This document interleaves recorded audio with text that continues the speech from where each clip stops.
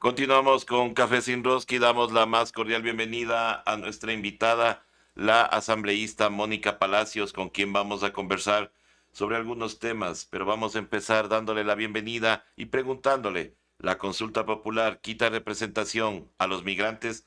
Estimada asambleísta, muy buenos días y bienvenida.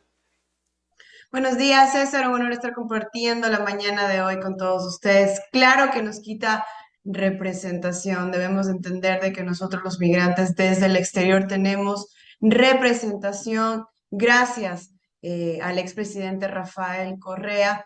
En el año 2008 recién nos dieron representación en la Asamblea Nacional y es lo único que nosotros tenemos, esos seis curules. Nosotros no tenemos alcaldes, nosotros no tenemos prefectos, nosotros no tenemos concejales, lo único que tenemos, la única voz adentro del Estado ecuatoriano es nuestros seis curules adentro de la Asamblea Nacional. Es importante reconocer de que nosotros los migrantes en este momento no se tienen cifras exactas, pero somos más de 4 millones de ecuatorianos en el mundo. En ese momento estamos sufriendo la segunda oleada migratoria. Somos el segundo rubro económico que recibe el país con 5.000 millones de dólares. Hemos roto un récord histórico y somos los que mantenemos el Ecuador en este momento, a nuestras familias. Así que necesitamos una voz adentro de la Asamblea Nacional. La Constitución, artículo 40 y 41, dice que los ecuatorianos en territorio y en el exterior tenemos los mismos derechos, así que tenemos que mantener nuestra representación. Estimada asambleísta, y con esta consulta popular también se prevé, bueno, se prevé que reducir totalmente el número de asambleístas. ¿Usted cree que con esto se ganará en calidad? Porque esa es la propaganda que tienen quienes promocionan el sí.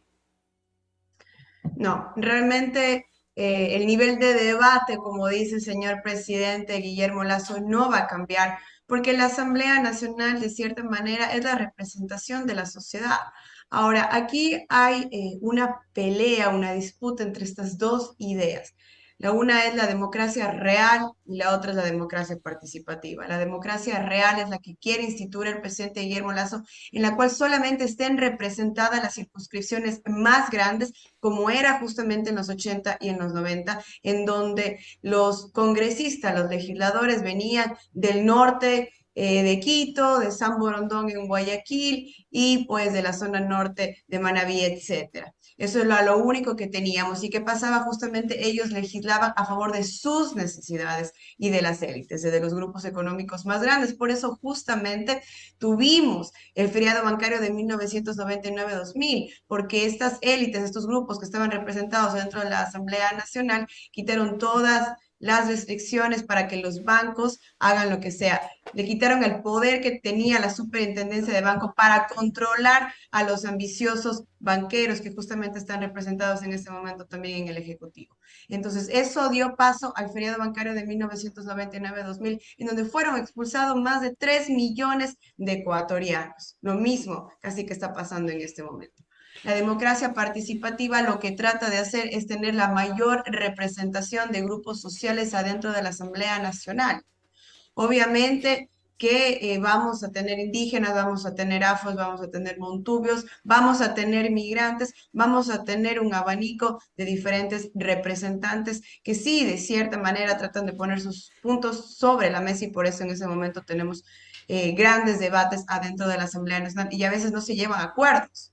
¿Por qué? Porque justamente tenemos esta gran representación y el punto de tener la democracia dentro de la Asamblea Nacional es justamente que todos estemos representados. Eso es lo que se buscó en la Constitución del año 2008 en Montecristi y eso es lo que tenemos en este momento. Entonces, lo que nosotros estamos tratando de buscar es que se mantenga la representación porque eso es lo que necesitamos en este momento adentro de la Asamblea Nacional para que no pase lo mismo que en 1999-2000. Estimado asambleísta, se ha dicho por parte de la asesora jurídica de la presidencia, quien está en campaña mediática por el sí, de que al reducir asambleístas, bueno, se va a mejorar la calidad, pero también dice que se va a agilizar los procesos legislativos. ¿Usted, en su experiencia, cree que eso es posible con menos asambleístas? Porque nosotros recordamos que en los congresos anteriores eran menos representantes. Sin embargo, habían empantanamientos que ni siquiera dejaban dar los discursos de informe a la nación de los presidentes. Entonces, realmente, en su experiencia, ¿usted cree que se agilizará los procesos legislativos?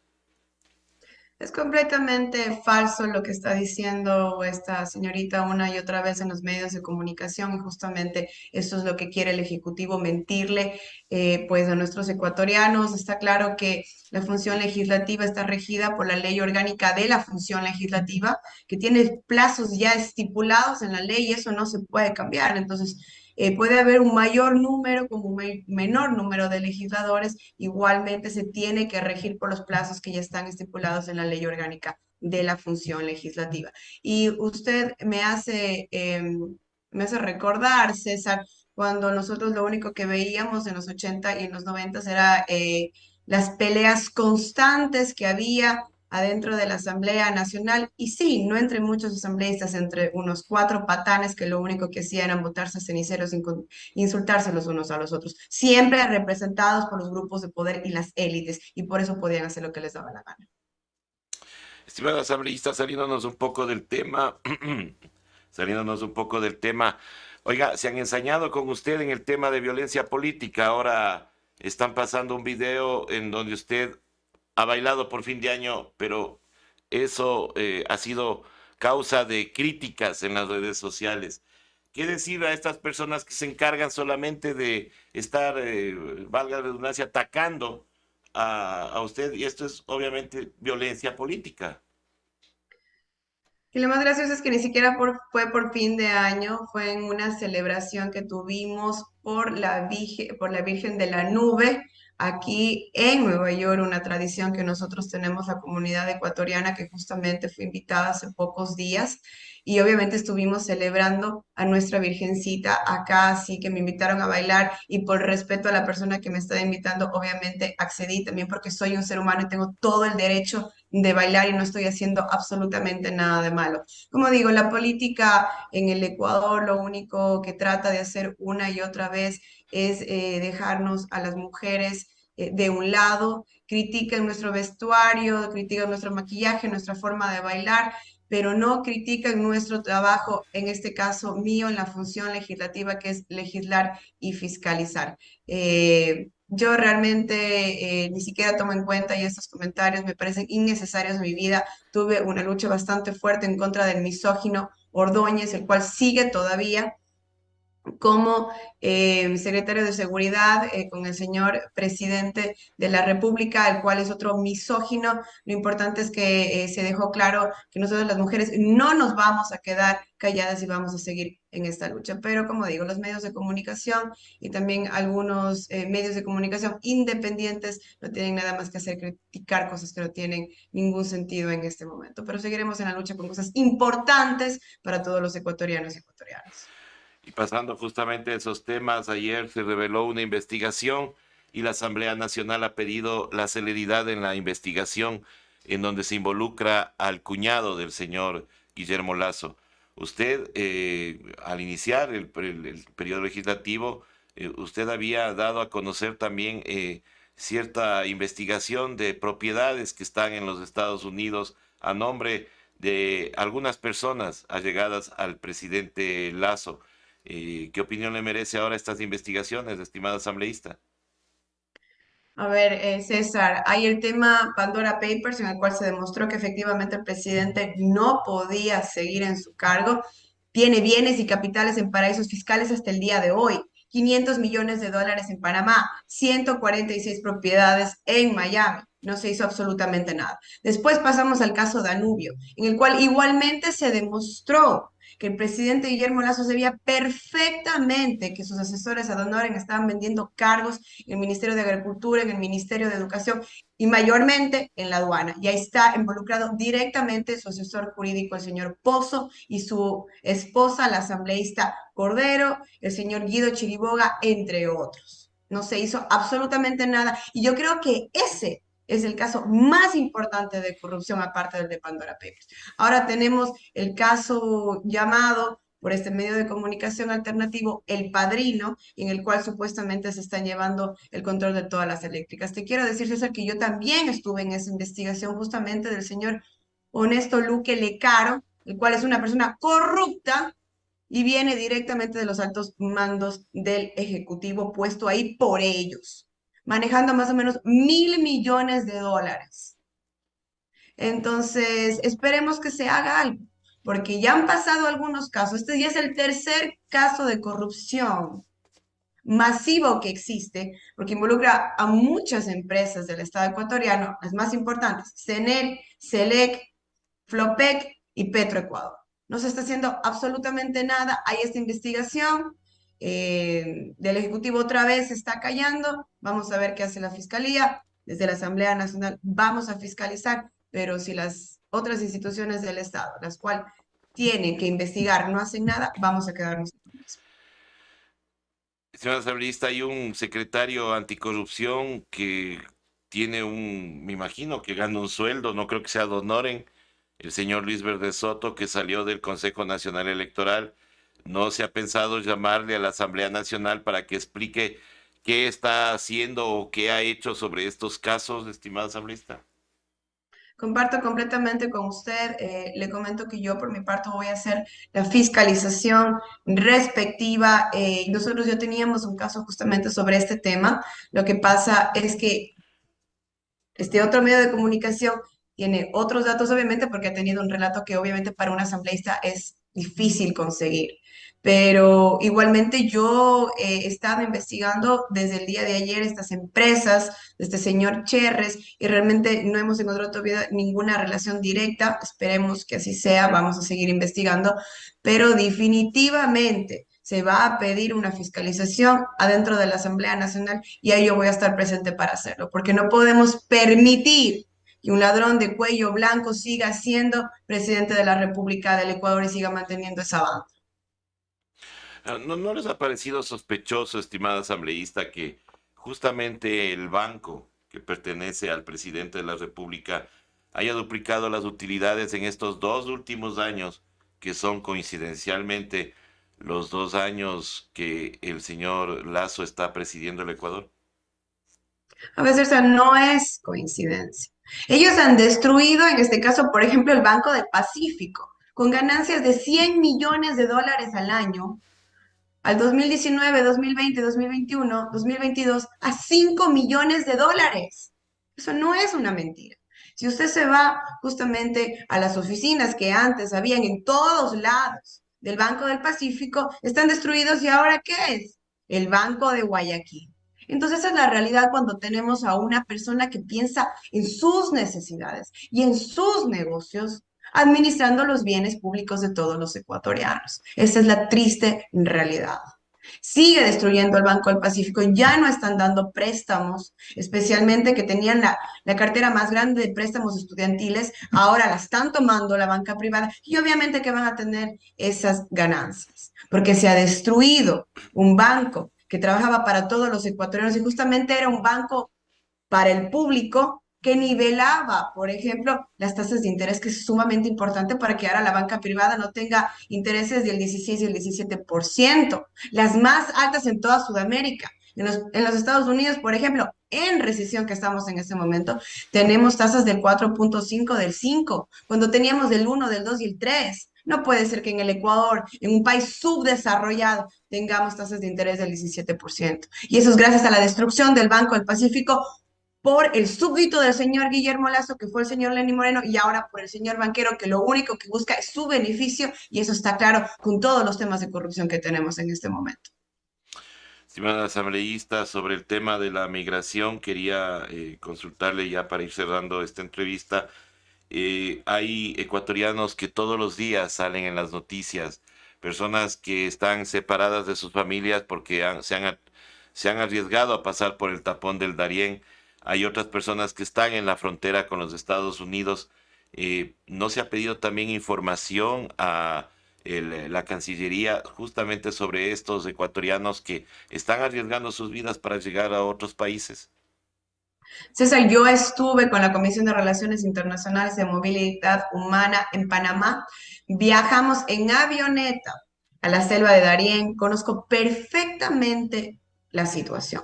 La Cancillería nos decía que no tenían los datos exactos, que pensaban que en este año habían cruzado 500, 600 ecuatorianos. ¿Y sabe cuántos ecuatorianos realmente han cruzado en el último año? 17.000 ecuatorianos. Y eso no contamos con los fallecidos, que nos decían que eran entre 38 y 39 los cuerpos que no han encontrado y que no han identificado. Niñas, niños y adolescentes utilizados como moneda de cambio para poder cruzar. Hay casos de que se les pide a los padres que les dejen violarles a los niños y a las niñas para dejarles pasar de un punto al otro. Esa es la realidad que estamos viviendo nosotros los ecuatorianos. Y yo quiero aclarar algo, porque yo he escuchado en varios medios de comunicación y a mí también me han hecho esas preguntas y me dicen, pero ¿por qué los migrantes no utilizan esos 20.000, esos 25.000 para poder invertir ese dinero en el Ecuador y poder tener un negocio, no tener que irse y arriesgar sus vidas? Y es porque esa no es la modalidad que utilizan los traficantes humanos, los coyoteros. Ellos le dicen a usted, usted se va a cruzar el día de mañana la frontera y va a empezar a caminar, usted no ve un centavo de esos 20.000, 25.000. Lo que le dicen es cuando usted llega a los Estados Unidos, me va a deber ese dinero. Y lo poco que ellos llevan, tal vez unos 200, 300, $400, es lo que logran reunir entre la familia para que ellos tengan, por si acaso les pase algo. Pero ellos nunca ven ese dinero. Entonces, mentira que nuestros migrantes tienen ese dinero en el Ecuador y que salen porque les da la gana. Principalmente ellos salen porque no hay una reactivación económica y nos han dicho eso claramente. Yo hablé con muchas personas en la frontera, no solamente de Panamá, también de México, pero principalmente es el tema de la inseguridad. Muchos de ellos son comerciantes minoritarios, son comerciantes en mercados y nos dicen que vienen con ese tema de las vacunas. Dicen, yo antes ganaba y vivía con lo mínimo, ahora ¿cómo hago si me vienen y me quieren quitar casi más de la mitad de lo que gano? No me alcanza para absolutamente nada. El gobierno central no hace nada. ¿Qué es lo que me toca? Salir. Créame, yo soy una migrante, yo fui expulsada de mi patria y muchos de nosotros, la mayoría, no queremos irnos de nuestra patria y sobre todo saber que vamos a llegar a los Estados Unidos de forma indocumentada, sin documentos y que sabemos que nunca más vamos a poder volver al Ecuador. Ese es el resultado de un gobierno inepto e incompetente. Y recordemos que el señor Guillermo Lazo estuvo igualmente en 1999-2000 como superministro de Economía y también fue el presidente años anteriores de la Asociación de Bancos Privados. Así que el señor siempre ha estado envuelto en el declave, en los problemas severos económicos que tenemos, porque él es una persona inconsciente, como vuelvo a repetir, que solamente piensa en sus necesidades y no sabe el problema que tenemos. Tenemos un decrecimiento económico, seguimos sin crecer, nos mienten una y otra vez. Nosotros desde hace 3 años no tenemos un crecimiento económico, seguimos en un decrecimiento del 4.5% y eso es lo que está causando todo lo que pasa en el Ecuador, aparte de la no inversión en seguridad, salud y educación. Estimada asambleísta, quiero agradecerle por haber estado con nosotros y haber aceptado esta entrevista. Aprovecho la oportunidad para desearle un feliz 2023 y que, bueno, su lucha siga adelante ahí en la Asamblea Nacional. Le dejo con el mensaje final a nuestros oyentes. Muchísimas gracias, César. Como siempre, para mí es un honor estar compartiendo con ustedes en Hoja de Ruta. Pues le quiero decir a todos los ecuatorianos que estamos en esa lucha, por favor, no nos dejemos llevar del señor presidente mitómano Guillermo Lazo que tenemos en ese momento, sus representantes. Hemos visto una y otra vez que lo único que ellos están envueltos es en casos de corrupción. No le importa la problemática que tenemos los ecuatorianos y ecuatorianas. Si Guillermo Lazo no te dio salud, no te dio educación, no te dio seguridad ciudadana, ¿por qué decirle que sí a Guillermo Lazo en la consulta popular? Le decimos todo no. Muchísimas gracias. Muchísimas gracias. Ha sido la asambleísta Mónica Palacios con quien hemos conversado de algunos temas referentes al trabajo legislativo. Nosotros regresamos, ya estará listo con la información deportiva Kevin Cabezas. Nosotros regresamos después de este corte.